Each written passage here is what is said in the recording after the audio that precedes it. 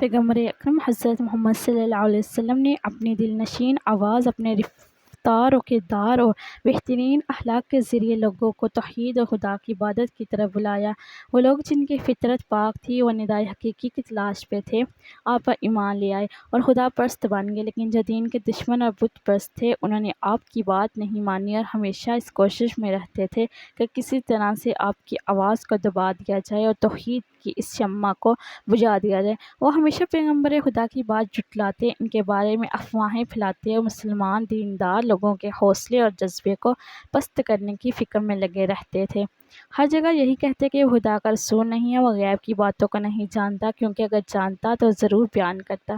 مشرکین اور بت پرستوں نے ایک گروہ کو نجران بھیجا تاکہ وہاں جا کر یہودی علماء سے کچھ سوالات معلوم کرتے اور اس کا جواب رسول اللہ صلی اللہ علیہ وسلم سے جا کر پوچھے تاکہ وہ ان کا جواب نہ دے سکیں۔ وہ لوگ سوال پوچھ کر مکے واپس آئے اور حضرت محمد صلی اللہ علیہ وسلم کے چاچا جناب ابو طالب سے کہا، تمہارے بھتیجے کا کہنا ہے کہ خدا کی طرف سے اس پر وحی نازل ہوتی ہے۔ ہم کچھ سوالات لے کر آئے ہیں، اگر اس نے صحیح جواب دے دیا تو ہم بھی اس کی تائید کریں گے، اگر جواب نہ دے سکا تو پہلے کی طرح اس کو جھٹلائیں گے۔ جناب ابو طالب نے فرمایا، رسول خدا حضرت محمد صلی اللہ علیہ وسلم سے جو کچھ پوچھنا ہو پوچھ لو۔ انہوں نے رسول خدا سے 3 سوال کیے۔ ان کا سوال یہ تھا کہ وہ جنہوں نے ظالم بادشاہ کے ڈر سے غار میں پناہ لی تھی، ان کی داستان کیا ہے، بیان کرے۔ اللہ تعالیٰ نے اسی وقت سورۃ الکہف نازل کی جو ان کا جواب تھا۔ آج سے تقریباً 2000 سال پہلے ملک روم کے شہر افسوس میں ایک ظالم بادشاہ دقیانوس کی حکومت تھی۔ جو شخص بتوں کی پوجا نہ کرتا اسے قتل کروا دیتا۔ ایک دن ایمان والوں کے قتل کا منظر دیکھنے کے لیے 4 نوجوان آئے۔ اللہ عز و جل نے ان کی آنکھوں سے پردے ہٹا دیے تو انہوں نے دیکھا جس مومن کو بھی قتل کیا جاتا، فرشتے آسمان سے اترتے، اس کی روح کو اپنے ساتھ لے جاتے۔ یہ ایمان افروز منظر دیکھ کر وہ سب نوجوان ایمان لے آئے۔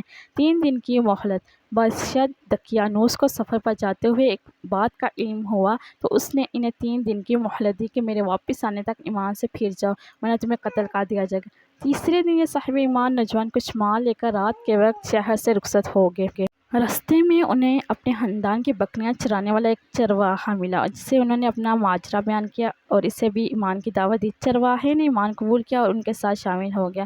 چرواہے کا رکھوالی کرنے والا کتا بھی ساتھ ہی چل پڑا۔ یہ سب سفر کرتے کرتے صبح کے وقت شہر سے تقریباً 6 میل دور ایک غار میں پہنچے اور کھانا کھا کر سو گئے۔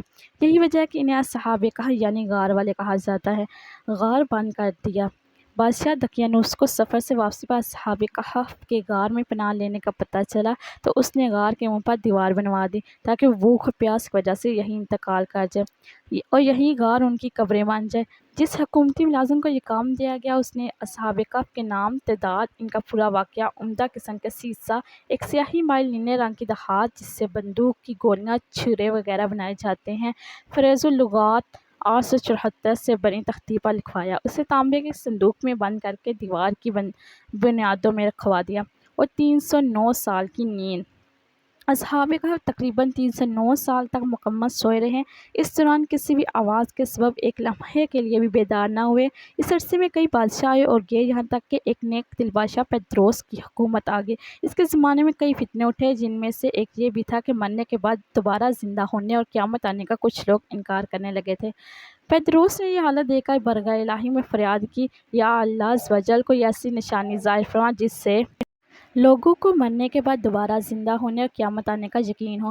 چنانچہ اللہ عز و جل نے بادشاہ کی دعا یوں قبول فرمائی کہ ایک چرواہے نے اپنی بکریوں کے آرام کے لیے اس غار کو چنا اور لوگوں کے ساتھ مل کر غار کے منہ پر بنی دیوار کو گرا دیا۔ دیوار گرتے ہی لوگوں پر ایسی ہیبت طاری ہوئی کہ سب وہاں سے بھاگ کھڑے ہوئے۔ دیوار گرنے کے بعد اصحاب کہف بیدار ہو گئے۔ حالت ایسی تھی جیسے ایک رات سوئے ہوں، چہرے تر و تازہ، کپڑے بالکل صاف ستھرے تھے، نیز ان کا کتا غار کے کنارے کلائیاں پھیلائے لیٹا تھا۔ اصحاب کہف صبح کے وقت سوئے تھے اور جب اٹھے تو سورج ڈوبنے میں کچھ وقت باقی تھا۔ انہوں نے نماز ادا کی اور اپنے ساتھی یملیخا کو کھانا لانے کے لیے بھیجا۔ یملیخا ایک تندور والے کی دکان پر گیا اور کھانا خریدنے کے لیے دقیانوسی دور کا سکہ دیا۔ صدیوں پرانا سکہ دیکھ کر بازار والے سمجھے ان کے ہاتھ کوئی پرانا خزانہ آ گیا ہے اور یملیخا کو حاکم پاس لے گئے۔ اس نے پوچھا، خزانہ کہاں ہے؟ یملیخا بولا، یہ خزانہ نہیں، ہمارا اپنا پیسہ ہے۔ حاکم کہنے لگا، یہ کیسے ممکن ہے؟ یہ سکہ 300 سال پرانا ہے، ہم نے تو کبھی یہ سکہ نہیں دیکھا۔ یملیخا بولے، دقیانوس بادشاہ کا کیا حال ہے؟ حکیم بولا آج کل اس نام کا کوئی بادشاہ نہیں، سینکڑوں سال پہلے اس نام کا ایک کافر بادشاہ گزرا۔ یملیحا نے کہا کل ہی تو ہم دقیانوس سے اپنی جان بچا کر غار میں چھپے تھے، آئیے میں آپ کو اپنے ساتھیوں سے ملواتا ہوں۔ حکیم اور کئی لوگ غار کی طرف چل پڑے۔ غار میں موجود اصحاب نے جب لوگوں کی آواز سنی تو سمجھے کہ یملیحا پکڑے گئی ہیں، دقیانوسی فوج انہیں بھی پکڑنے آ رہی ہے۔ یملیحا نے غار میں پہنچ کر ساتھیوں کو سارا ماجرا بتایا۔ حکیم نے غار کے کنارے صندوق دیکھا تو اسے کھلوایا، اندر سے تختی ملی جس پر اصحاب کہف کا حال لکھا تھا۔ حکیم نے یہ خبر بادشاہ پطرس تک پہنچائی، وہ بھی آ گیا اور اس نے اصحاب کہف کا حال دیکھ کر سجدہ شکر کیا کہ اللہ عز و جل نے مرنے کے بعد زندہ ہونے اور قیامت کا یقین دلانے کے لیے نشانی عطا فرمائی۔ روح قبض کر لی گئی۔ اس کے بعد اصحاب کہف غار میں آ کر سو گئے، ان کی روح قبض کر لی گئی۔ پطرس نے لکڑی کے صندوق میں ان کے مبارک جسم رکھے، غار کے قریب مسجد تعمیر کرنے کا حکم دیا اور لوگوں کے لیے دن مقرر کر دیا کہ ہر سال عید کی طرح وہاں آیا کریں۔